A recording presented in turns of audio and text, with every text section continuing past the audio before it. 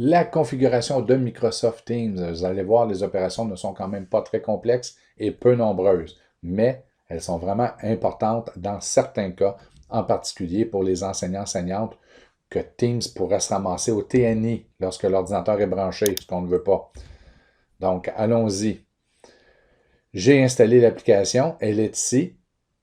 Je clique une fois, j'arrive à Teams.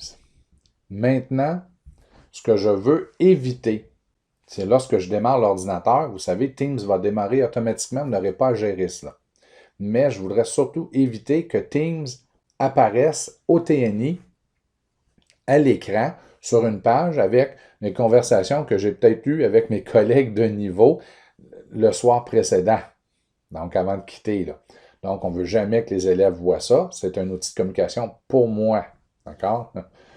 Donc, voici ce que je vais faire. Ici, dans le coin supérieur droit, pardon, je vais cliquer sur les 3 points, choisir paramètres et je vais changer 2 choses. Vous pouvez configurer d'autres choses, mais je conseille fortement de changer 2 choses.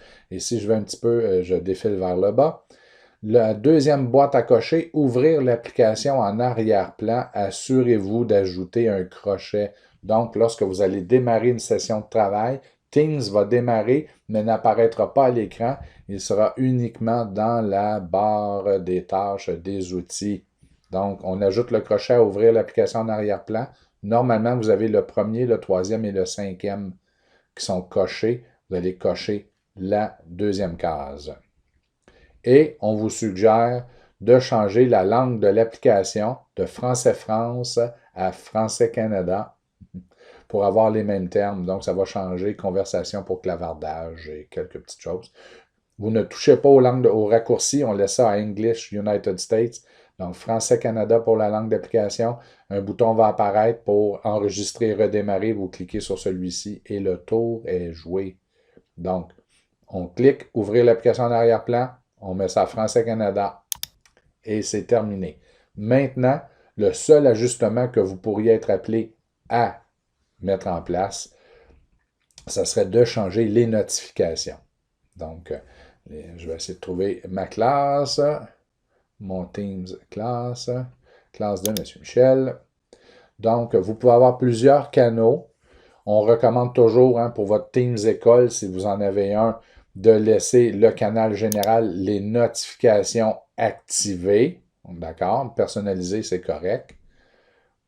Et pour les autres canaux que vous suivez plus ou moins, là, vous pourriez désactiver les notifications pour ne pas vous faire déranger. Par exemple, si dans votre Teams école, vous enseignez au 2e cycle et vous ne désirez pas vous faire déranger, à chaque fois que quelqu'un publie quelque chose dans le canal 1er cycle, vous pouvez désactiver les notifications pour ce canal.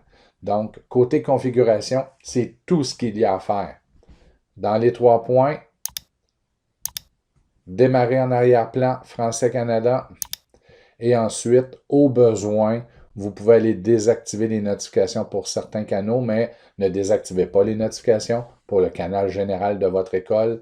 Le canal général de votre école, c'est comme l'intercom, donc les messages importants qui s'adressent à tous et que vous ne voulez pas manquer.